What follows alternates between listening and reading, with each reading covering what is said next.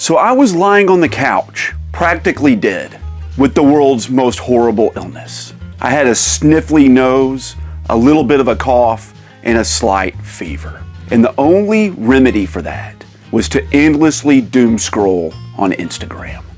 Amidst the barrage of hot girls dancing on Cybertrucks and high heels, Spanish language celebrity gossip, and Temu ads, I encountered this. Why are retro video games and collectibles so expensive in 2025? It's resellers' fault. It's all of the terrible resellers. No, it's YouTubers. It's YouTubers who resell. It is the grading people. All the grading games people came in and they're seeing this as investment plays and blah, blah, blah. But there's still one group of people that we're not really talking about very much, and I think it's the one that is probably the most important part of the conversation around the high prices of collectibles and specifically retro video games. So I replied with the obvious answer. And Mort had the audacity to reply to my comment with this.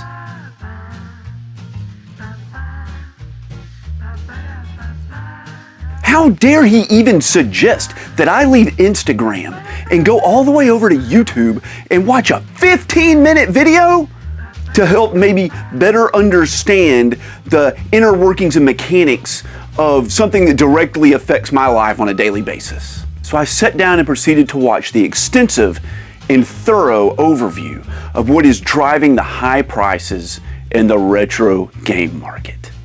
And as I sat there listening to reason after reason why the hobby we love so much is being destroyed by resellers, collectors, not resellers?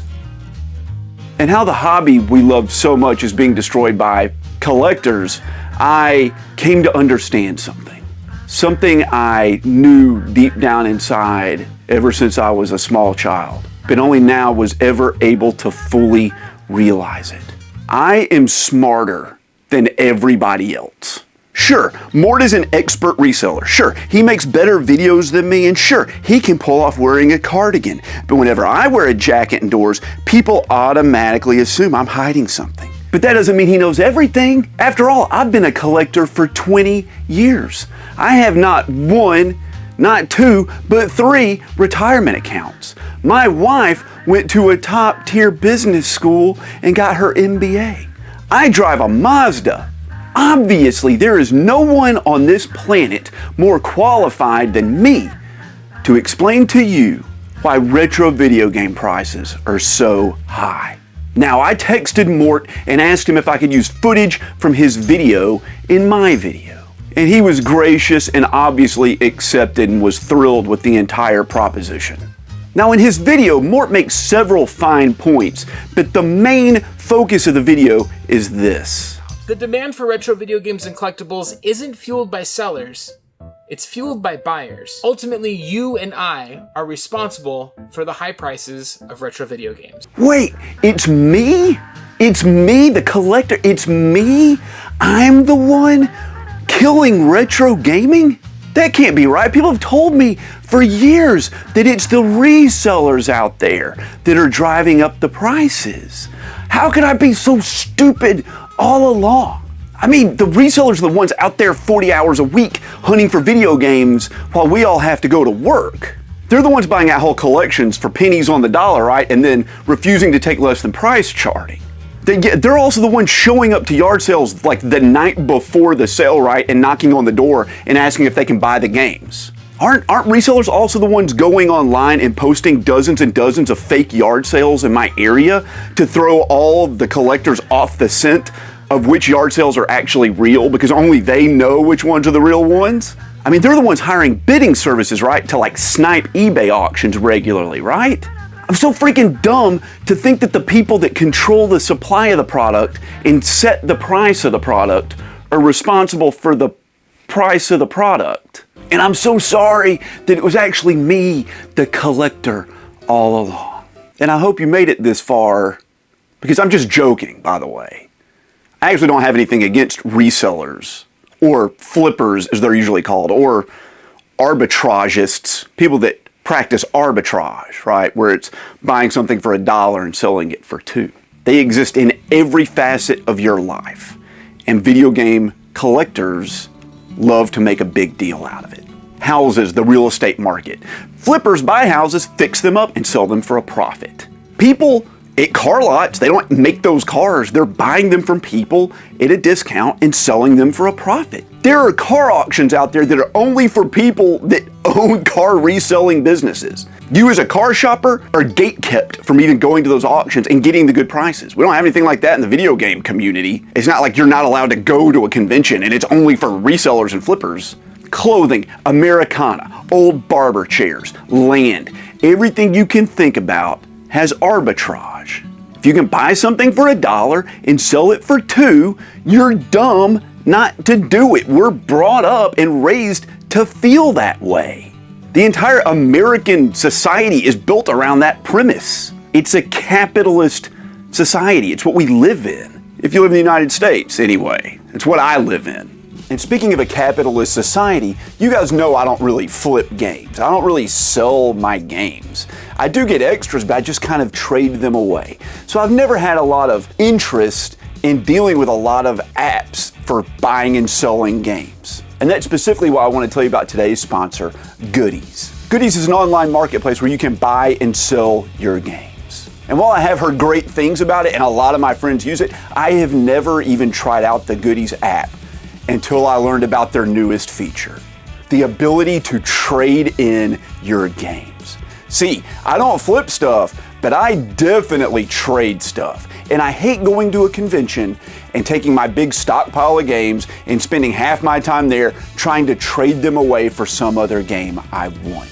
Because just like when you trade your games into a mom and pop store or a GameStop or something like that, what you're able to trade for is actually limited by what they have in the store. Well, Goodiez has tens of thousands of games in their virtual store. All you do is you type in the game you want to trade, find it in their list, select it. You can see its current value and its trade value.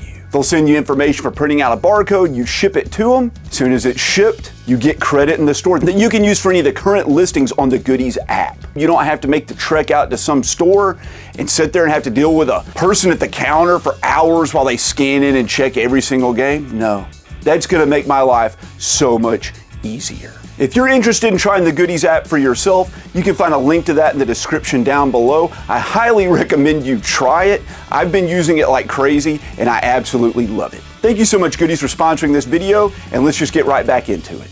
But we don't need to be asking the question of who's doing it. We know who's doing it. The question we need to ask is, why does it work? And the answer to that is only one thing: an uneducated buyer or seller. And I don't mean uneducated as like they grew up out in the woods and they never went to school. They dropped out in 3rd grade to work in the freaking salt mines and they don't know how to read or write. I'm not talking about that kind of uneducated, okay? I'm not talking about that. I'm talking about people that are lacking a specific knowledge about a specific product. And that lack of knowledge throws the entire economy around them into a turmoil that's able to be exploited. Let's throw this into a video game scenario. Let's talk about the community's favorite punching bag, Phoenix Resale, Caleb, who I know personally. His entire business centers around locating an uneducated seller who does not know what they have and buying that game at a discount. Then he takes that game and he processes it. Work is put into that. He puts it up on Amazon and he sells to an uneducated buyer who pays over fair market value. Why? Because they don't know any better. They're uneducated on the price of the game. He describes these buyers as not being price sensitive. That's a good term, but I prefer price unaware. They either don't know what the value of the game is, or they don't know how to look it up, or they don't know how to verify the authenticity of a game to buy it from a cheaper retailer. So they just trust Amazon to freaking validate the game for them, and they're just buying security. Kind of like why CarMax exists. People are afraid to go buy a car from a used car dealership, so they pay a little bit more at CarMax because I don't know anything about cars and I don't want to get ripped off. Phoenix Resale is the video game version of CarMax. People sell their car to CarMax because it's easy and they're afraid of getting ripped off by a used car salesman. And then CarMax puts in a little bit of work processing the car. They do a little bit of inspection. And then they sell the car to somebody who's afraid to go out and talk to a used car salesman and buy the car. Phoenix Resale just does the same thing. Do you guys hate CarMax? The truth is that the market isn't being driven by resellers. And it's not being driven by collectors. It's being driven by uninformed, casual video game buyers. I was at Southeast Game Exchange. This is several years ago. I saw a gentleman come in, had a wad of cash, a group of friends, and I hear him yell, "Oh my God, guys, they have Rule of Rose." If you don't know what Rule of Rose is, it's one of the most expensive PlayStation 2 games. It's kind of like a holy grail sort of game. It has a cult following behind it. I've reviewed it on this channel. That game goes for about like $600 to $700 and has for years. Now this copy of Rule of Rose that he saw and exclaimed over was in a booth, and I had just seen it a few minutes earlier. And let me tell you, this Rule of Rose was water damaged. It was missing the manual. The condition of this game was awful. I never in a million years would have bought that game. And they had it priced at $900. 50% over what it's worth when it's in perfect condition. And what did that gentleman do? He threw $900, 9 $100 bills. I saw him do it on the table and was so happy to get that copy of Rule of Rose. Not knowing that 10 feet away, on the other side of the aisle, was a mint copy of that game for $650. Why did that happen? Well, that gentleman had some money. He was obviously wanting to collect a big budget game. He probably saw something on YouTube in a video like this talking about Rule of Rose and how that's like a holy grail. He thought it was a lot rarer than it was because there's about 15 copies of it running around that convention. He grabbed the first one he saw at any price. He was an uneducated buyer and it bit him in the butt. But you know what's worse? Because that vendor sold that copy of Rule of Rose to that uneducated buyer, he now thinks that he can sell games at 50% overpriced charting when they're all beat up to just anybody out there, because it happened. Why give a discount now because some idiot's gonna walk up later and pay what I'm asking? It's the blind leading the blind. The video game market is not one market. It's many different markets all put together. And a lot of resellers are uneducated about that. The price of retro freaking video games, they're through the roof. They just keep going up and up and up. That's freaking you can't afford to do it anymore. Because I was under the assumption over the last 4 years the price of video games has been going down. Because I've been buying more and more games, but the value of my collection is steadily trickling down, because I have it appraised for insurance reasons. And the value across the board is pretty low, or trending downward. So what is all this talk about the prices of games going up? The truth is that they're just up in your section of the market. The little market you're in as a video game collector, they're up in that one, but they're not up everywhere. Let's use another real world example. Cable freaking TV. How many of you out there are still watching cable TV? Because I just heard the other night that cable TV viewership is up. Really? That's shocking. I don't have cable TV. As a matter of fact, everybody I know just uses streaming services. You got Netflix and Hulu and freaking Paramount Plus. No one watches cable TV anymore. What are they talking about? It's up? Turns out, yeah, the sports segment is up. Because you can't get it anywhere else. It's not on any of the streaming services. You have to have cable TV for it. Even though 90% of the rest of it's just falling through the freaking floor. And you're thinking to yourself, there are no good shows on there. There's literally nothing I want to watch, and the shows that I used to watch, they all suck now. If you're a sports viewer, sweet, like you have more sports to watch. But if you don't give a flying crap about sports, the cable is dead to you. You're not even in that market. But the media doesn't talk about that. They talk about the market as a whole, because that's how investors treat it, right? The whole market is up. It's a good investment. Put your money in this whole market. The video game version of this is Pokemon. Pokemon prices are through the flippin' roof. And most of the time I hear people complain about the high prices of video games, at least retro games, they're usually talking about freaking Pokemon. all the freaking Pokemon games, they're all over $100 now. And I buy the VIP pass to get into the convention early, and all the freaking content creators and the resellers get in there before me, and they buy up all the freaking Pokemon games, and then I can't even find any of them. You're not wrong about everybody getting in there early before you and buying all the Pokemon games. I mean, we see whole YouTube channels that just make their living doing that. But guess what? I don't give two craps about Pokemon. There's not a single Pokemon game on the face of this earth that I want or even need. They could all be $1 or they could all be $100,000, and it matters not one single bit to me. I'm not in that market, but I'm a video game collector and I'll spend money on games. Do you think everyone out there buying a copy of freaking Pokemon Blue on eBay is a collector? No, they're just some dude who just wants to get the game that he had when he was a kid, and he was like, well, it was $40 when I was a kid. Oh, it's $150 now? That's no big deal. You know, fine. Yeah, I just got my paycheck. $150 is nothing. That's how much a dinner costs. And the resellers are not any better because they think that they can triple up the value on their Pokemon games. They can buy it for $40 and sell it for $120. They just assume they can do that with any freaking game. The other argument is that people like me, content creators on YouTube, we're the ones driving up the prices of the games. Metal Jesus freaking, he mentioned this game on his channel and it was $3. And after he did it, I went on eBay to buy it and it was $30. It went up from $3 to $30 after he covered it on his video. And that's bullcrap. That game should have stayed the same price forever. Buddy, you would have never even known about that game if Metal Jesus hadn't covered it on his video.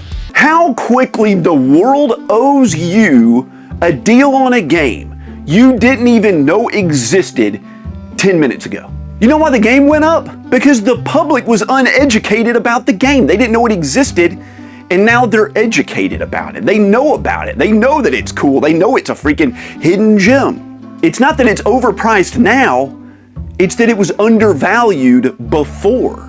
Now the price of the game has risen to match what the game might actually be worth. And collectors get upset about that. If that game was a classic and it had been $30 forever, would you be upset that it's $30? No, you're only upset because it wasn't $30 yesterday. You're upset because you were uneducated before and you missed out. Don't worry, happens to me all the freaking time. Let's talk about a game that everyone is educated about. The game every collector wants. The game every reseller wants. Super Mario Bros. 3. Do you know how much Super Mario Bros. 3 goes for? It goes for about $15. Do you know how much Super Mario Bros. 3 went for when I bought my copy 18 years ago when I first got into game collecting? It went for $15. The price has not changed in almost 20 years. And supply has gone down and demand has gone up.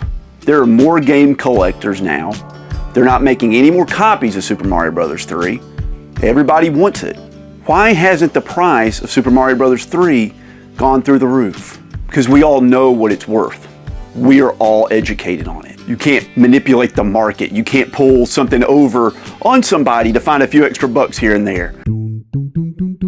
Game collecting as we know it is a relatively young hobby. It really exploded with the advent of YouTube. Watching channels like the Game Chasers and people going out and finding stuff at flea markets and hunting for video games at yard sales. And it all grew out of this concept of trying to find a deal. You can find these games from your childhood, these memories, for just a few bucks and relive them. And we are all conditioned to think that that is the way you collect, that deal is part of the game. Not the rarity, not the experience, the deal. I've collected lots of things. I don't know any other collecting community that's like that. But video game collectors cannot get over that. They just can't. That's why we're arguing about resellers when every other community has resellers, but it's just kind of like, hey, this guy found this thing for me. I didn't have to spend 6 months tracking it down. He did the legwork. He deserves to get paid for it. And that's fine. That's totally fine. And there's nothing wrong with that. Getting a good deal is great.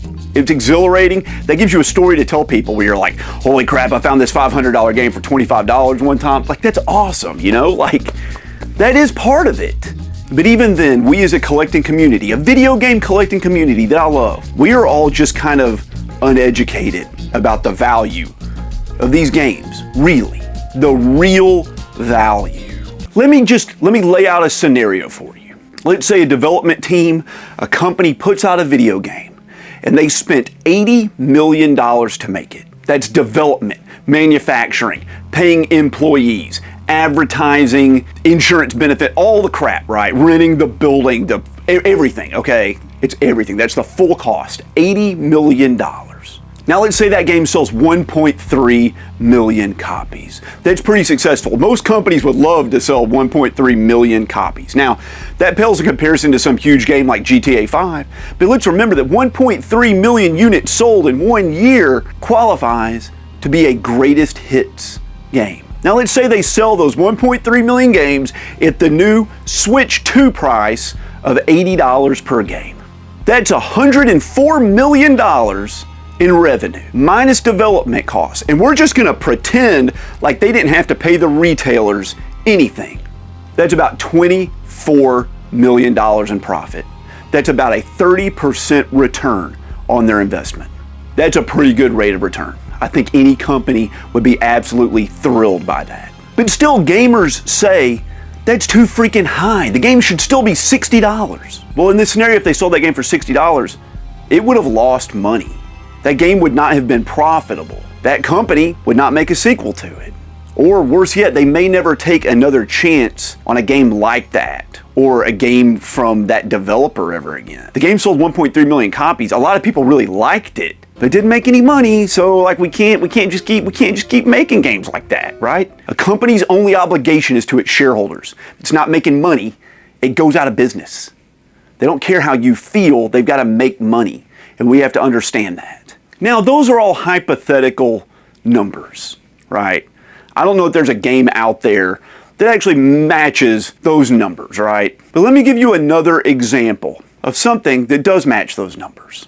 I'm gonna pick one of the most well-known brands in the world. As well known as Nintendo, as well known as Sony. Rolex. You guys know what Rolex is, right? When you hear Rolex, you think of expensive watches. We're gonna talk about watches for a second, okay? Because this is a perfect example. Rolex spends $80 million a year on research and development of their watches.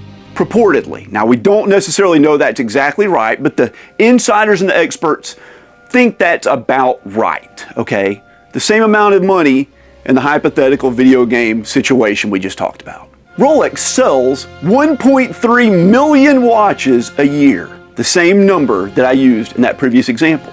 It's the most popular watch brand in the world. It's one of the most popular brands in the world. They're very sought after. They're in high demand. 1.3 million units shipped every year. Those are the same operating costs, the same sales numbers, but there's a big difference. Rolexes don't sell for an average cost of $80 a piece. The average Rolex sells for $13,000. Let that number sink in. 13000. And they are so in demand, people wait years. 2 to 20 years sometimes to get their hands on one because they sell out so fast. You just cannot get one. They are flying off the shelves at $13,000 a piece. And the flippers are worse than they are in the video game community by far. They buy them up like crazy and they sell them not for a little bit over retail, but an average of 30% over retail. With some of the watches that are like $60,000 new going for over $200,000 on the secondary market. And guess what? They sell like that. How is that even flipping possible? And freaking Rolexes are just a luxury good. They're made to show off your wealth. They're just a status symbol. Video games they're made for everybody. Let me educate you real quick. Video games are a luxury good. They are not a necessity. You are paying a premium for entertainment. And the same people that are out there buying Ferraris and Rolexes and $20 million mansions and vacationing on their private jets are also buying retro video games. The truth is, and I hate to say this, and I wish it wasn't true, but even at $90, even at $100, video games are underpriced. Do you understand how those companies like Sony and Nintendo, which are huge multi-billion-dollar corporations, right, feel like they can jack up the prices on us? Because look at the margins that Rolex makes. They're spending the same amount of money and selling the same number of watches, but the work they put in is like a fraction of what we do. And we're making $90 and they're making $13,000 for like the same amount of investment. The video game companies don't care about us. We're not important. The investors, the shareholders are what's important. And it's like that for literally everything in the world. That's the requirement for those things to exist. I can't afford this game room without finding someone out there who doesn't know as much about video games as I do.